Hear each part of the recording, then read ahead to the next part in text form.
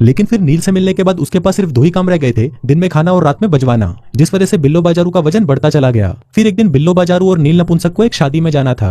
यहाँ पर बिल्लो बाजारू पिछले महीने लाए हुए अपने नए कपड़ों को पहनने की कोशिश करती है, लेकिन उसकी चूचियां और चूतड़ मोटे होने की वजह से उसे कुछ भी फिट नहीं आता। अब उसके बॉयफ्रेंड नील नपुंसक को इस बारे में पता था कि उसकी गर्लफ्रेंड एक भैंस बन चुकी है, लेकिन वो इस बारे में उसे कुछ नहीं बोलता ताकि उसे बुरा ना लगे। अब फाइनली बहुत कड़ी मेहनत के बाद उसे एक ड्रेस फिट आ जाती है और वो उसे पहनकर तैयार हो जाती है। लेकिन जब नील नपुंसक की नजर उस पर पड़ती है तो वो ये देखकर हैरान हो जाता है कि बहन तो पूरा हाथी का बच्चा बन चुकी है। वो सोचने लगता है कि अगर शादी में मेरे दोस्तों ने मुझे इसके साथ देख लिया तो वो सभी मेरी कहकर ले लेंगे। जिसके बाद वो उसके सामने बहाने लगाने लगता है कि जाने मन अगर तुम्हारा मन नहीं है तो जरूरी नहीं कि तुम भी साथ चलो। अब यहाँ पर हम देखते हैं कि बाजारू बिल्लो खुद अपने शरीर को लेकर इतनी परेशान हो गई थी कि शर्म के मारे वो खुद भी शादी में जाने से मना कर देती है। फिर नील नपुंसक के जाने के बाद बिल्लो बाजारू पूरी नंगी होकर अपना वजन चेक करती है तो वो देखती है कि वो पूरे 76 किलो की हो चुकी है। अब ये देखकर उसे बहुत बुरा तो लगता है, लेकिन फिर वो सोचती है कि माँ चुप दुनियादारी। जिसके बाद वो मस्त सांडे के तेल में पकोड़े फ्राई करके खाने लगती है। फिर फोन चलाने के दौरान वो अपने बॉयफ्रेंड की शादी वाली फोटोज देखने लगती है। वो देखती है कि उसके बॉयफ्रेंड के आसपास जितनी भी लड़कियां हैं वो सभी उसे बहुत ज्यादा खूबसूरत और फिट हैं, जिसको देखकर बिल्लो बाजारू और भी ज्यादा दुखी हो जाती है। इसी दौरान उसके सामने एक वीडियो आती है जिसमें एक लड़की नील नपुंसक के गाल पर किस कर रही थी। अभी देखकर उसकी गांड जल जाती है और वो जल्दी से तैयार होकर पार्टी के लिए निकल जाती है।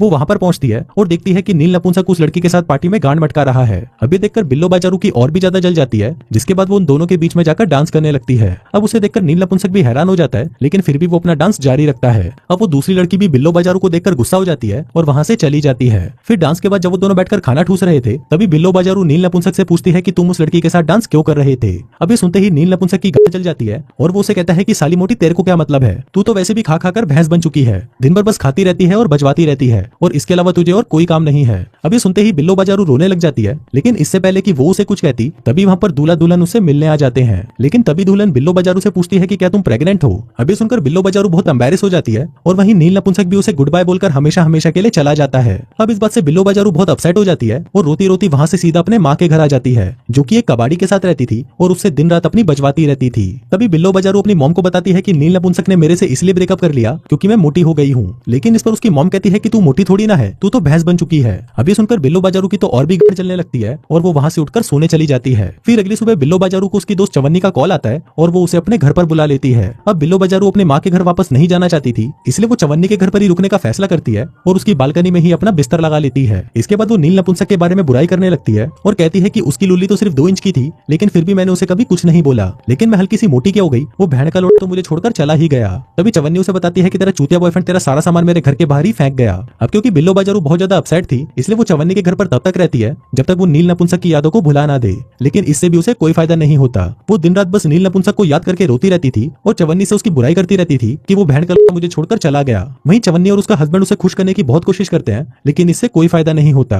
अब बिल्लो बाजारू की ऐसी हालत को देखकर चवन्नी उसे अपने एक दोस्त की कहानी सुनाती है, जिसको भी उसके बॉयफ्रेंड ने गांड पर लात मारकर भगा दिया था क्योंकि वो भी मोटी हो गई थी। लेकिन उस लड़की ने तुम्हारी तरह रोने की बजाय जिम जाना शुरू किया और सिर्फ 1 महीने में वो किसी मॉडल की तरह पतली हो गई। फिर ये देखकर उसके बॉयफ्रेंड की इतनी जली कि उसने अपनी लुल्ली ही काट डाली। अभी सुनकर बिल्लो बाजारू भी बहुत मोटिवेट हो जाती है और अगले दिन पहली बार जिम में जाती है। अब उसे वहाँ पर चीजों को इस्तेमाल करने में थोड़ा टाइम तो लगता है, लेकिन धीरे धीरे वो सभी चीजों का इस्तेमाल करना सीख जाती है। लेकिन फिर जिम से बाहर आते ही वो अपनी पूरी मेहनत की मार कर रख देती है, क्योंकि वो एक कैफे में जाकर वहाँ पर बर्गर ठूसने लग जाती है। तभी वहाँ पर चवन्नी आती है जो कि उसी कैफे में काम करती थी और वो उसका खाना उठाकर उसे कचरे में डाल देती है। इसके बाद वो उसे बाहर लेकर जाती है और उसे कहती है कि साली मोटी तू क्या खाने के बिना 1 घंटे भी जी नहीं सकती, जिस पर बिल्लो बाजारू उसे कोई जवाब नहीं देती। फिर रात को बिल्लो बाजारू अपने पूरे शरीर पर क्रीम लगाकर उसे एक प्लास्टिक रैप से बांध देती है, क्योंकि उसे लग रहा था कि शायद ऐसा करने से उसका वजन 1-2 किलो कम हो जाएगा। फिर कुछ देर बाद वो फ्रिज से कुछ चुरा कर खाने ही वाली होती है कि तभी चवन्नी वहाँ आती है और उसे कहती है कि भूख की तू फिर से शुरू हो गई। जिसके बाद अगली सुबह से वो फैसला करती है कि वो कुछ भी बाहर का खाना नहीं खाएगी, लेकिन उसके लिए करना और भी ज्यादा मुश्किल था क्योंकि वो एक बेकरी में काम करती थी जहाँ पर चारों तरफ सिर्फ खाना पड़ा हुआ था। फिर एक दिन केक बनाते वक्त वो गलती से अपनी उंगली को चाट लेती है, जिसके बदले में वो एक्सरसाइज करने लगती है। इसके बाद हम देखते हैं कि अब दिन भर वो खाने को देखकर उसकी तरफ पागल होने लगती है, लेकिन फिर जैसे तैसे करके वो खुद को कंट्रोल कर लेती है। अब ऐसे ही कंट्रोल करते करते उसका एक दिन बीत जाता है जहाँ पर उसने कुछ नहीं खाया था। फिर शाम को वो एक कमरे में होती है जहाँ पर उसके सामने केक पड़ा हुआ था। अब बिल्लो बाजारू कुछ देर तक तो उस केक को घूरती रहती है और सोचती है कि बहन कुछ भी हो जाए लेकिन मैं इस केक को नहीं खाऊंगी, लेकिन फिर उसे कंट्रोल नहीं हो पाता और वो एक ही बार में आधा केक खा जाती है। फिर घर आकर उसे एहसास होता है कि शायद उसे खाने की बीमारी है, इसलिए वो एक थेरेपिस्ट के पास जाती है जहाँ पर सभी लोग उसी की तरह ही हर वक्त खाने के बारे में सोचते रहते थे। वहीं पर एक मोटा सा आदमी भी होता है जिसका नाम होता है गुड्डू गेंडा। अब बिल्लो बाजारू को सबके सामने अपना नाम बताने में बहुत शर्म आ रही थी, इसलिए वो खुद को एक जर्नलिस्ट बताती है जो कि उन जैसे लोगों पर कहानी लिख रही थी। अब वहाँ मौजूद सभी लोग अपनी बीमारी के लिए कोई ना कोई बहाना देने लगते हैं, वो ये मानते ही नहीं कि उन्हें कोई प्रॉब्लम भी है। अब ये देखकर गुड्डू गेंडा खड़ा होता है और सभी से कहता है कि हम सभी को सच का सामना करना ही होगा, हम लोग खुद से ही झूठ बोलकर अपनी बीमारी ठीक नहीं कर सकते। अब गुड्डू गेंडा को यह बात पता थी कि बिल्लो बाजारू भी झूठ बोल रही है। अब बिल्लो बाजारू को पता चल गया था कि उसका सच सबके सामने आने वाला है, इसलिए वो एक कॉल का बहाना लगाकर बाहर चली जाती है। फिर वो वहां से जाने लगती है, लेकिन तभी गुड्डू गेंडा उसका पीछा करने लगता है, जिसके बाद वो उससे पूछता है कि मेरे साथ खाना ठूसने चलोगी। अब बिल्लो बाजारू खाने के लिए कहाँ मना कर सकती थी, इसलिए वो दोनों एक कैफे में जाते हैं। फिर वहां पर गुड्डू गेंडा बिल्लो बाजारू से कहता है कि हम दोनों को एक दूसरे का फिटनेस स्पॉन्सर बनना चाहिए, जिसमें उन्हें कुछ भी खाने से पहले एक दूसरे से पूछना होगा और एक दूसरे का साथ देना होगा। अब बिल्लो बाजारू को ये सब करना थोड़ा अजीब लग रहा था, लेकिन लास्ट में आकर वो मान जाती है। फिर अगले दिन से वो दोनों हर सुबह पार्क में दौड़ने लगते हैं और जैसे जैसे दिन बीतते हैं बिल्लो बाजारू को एहसास होता है कि गुड्डू गेंडा एक अच्छा इंसान है और वो अपने मोटापे की वजह से खुद को बुरा महसूस नहीं करवाता। अब उसके साथ रहकर बिल्लो बाजारू भी खुद से प्यार करना सीख जाती है। अब धीरे धीरे बिल्लो बाजारू का वजन कम होने लगता है और इसके साथ ही जब भी वो उदास होती है तो वो गुड्डू गेंडा के साथ गला फाड़कर जोर से चिल्लाती है, जिससे उसे बहुत अच्छा लगता है। दरअसल बिल्लो बाजारू सिर्फ ये चाहती थी कि नील नपुंसक उसे फिर से पसंद करने लगे, लेकिन इस बात से गुड्डू गेंडे को बहुत जलन होती थी। फिर 1.5 महीने बाद वो चेक करती है कि उसने अपना 10 किलो वजन कम कर लिया है, जिसके बाद वो नील नपुंसक से मिलने का प्लान बनाती है। वो स्विमिंग पूल पर जाती है और गलती से नील नपुंसक से टकराने की एक्टिंग करती है, जिसको देखते ही नील नपुंसक की गांड फट जाती है। इसके बाद वो दोनों स्विमिंग पूल में जाते हैं और वहां पर पानी में खेलने लगते हैं। अब उन दोनों के बीच में सब कुछ सही चल रहा था कि तभी वहां पर वो शादी वाली लड़की आती है, जिसका नाम चमेली होता है और वो खुद को नील नपुंसक की गर्लफ्रेंड बताती है। अभी देखते ही बिल्लो बाजारू का दिल फिर से टूट जाता है, जिसके बाद वो एक क्लब में जाती है और रात भर दारू पीकर पार्टी करती है। फिर अगली सुबह जब उसकी आंख खुलती है तो वो देखती है कि वो पूरी नंगी गुड्डू गेंडे के बेड पर पड़ी हुई थी। अभी देखकर वो घबरा जाती है, लेकिन तभी गुड्डू गेंडा उसे कहता है कि उसने उसके साथ कुछ भी नहीं किया, क्योंकि उसका तो खड़ा ही नहीं होता।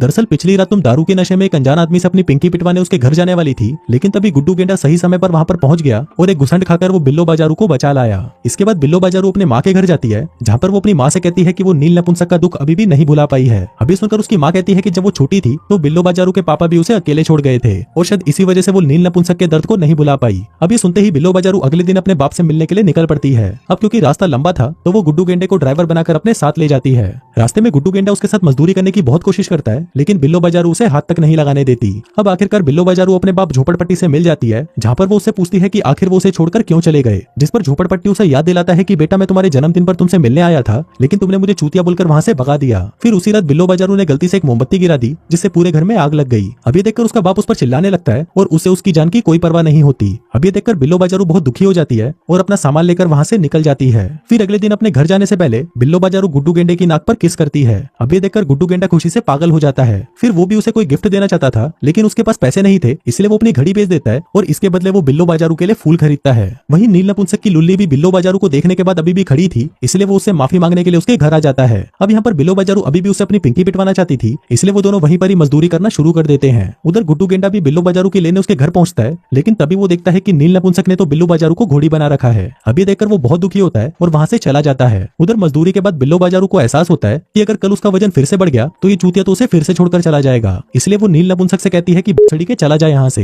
इसके बाद बिल्लो बाजारू गुड्डू गेंडा के घर पर जाती है, लेकिन तभी गुड्डू गेंडा उसे रंडी बोलकर वहां से भगा देता है। वो कहता है कि अब तुम पतली हो गई हो ना, इसलिए अब तुम्हें मेरी कोई जरूरत नहीं। फिर अगली सुबह बिल्लो बाजारू का बाप उससे मिलने आता है और जिंदगी भर एक बुरा बाप होने के लिए वो उससे माफी मांगता है, जिसके बाद वो ठीक वैसा ही भाईजान जैसा डांस करने लगता है जैसा कि वो बचपन में उसके साथ करता था। फिर अगले दिन बिल्लो बाजारू गुड्डू गेंडा से मिलने एक मैराथन में पहुंचती है, जहाँ पर वो उसे कोल्ड ड्रिंक पीता देख उसकी बोतल छीन लेती है और उसे कहती है कि छड़ी के मैं अभी भी तेरी स्पॉन्सर हूँ। वो उसे कहती है कि तुम्हारा वजन अभी भी कम नहीं हुआ, इसलिए मैं अभी भी तुम्हारी स्पॉन्सर ही हूँ। इसके बाद वो दोनों मैराथन में भागते हैं और पूरी मेहनत से उसे कंप्लीट भी कर लेते हैं, जिसके बाद फाइनली गुड्डू गेंडा आगे बढ़कर बिल्लो बाजारू को किस करता है। अब यहाँ पर बिल्लो बाजारू को एहसास होता है कि ये गुड्डू गेंडा ही है जो उसे वो जैसी है वैसा ही पसंद करता है। उसने कभी भी उसके शरीर से प्यार नहीं किया और उसी ने ही उसे खुश रहना सिखाया। अब ये सब देखकर बिल्लो बाजारू भी उसकी गर्लफ्रेंड बनने के लिए तैयार हो जाती है और वो दोनों खुशी खुशी साथ रहने लगते हैं। और इसी के साथ ही ये कहानी यहीं खत्म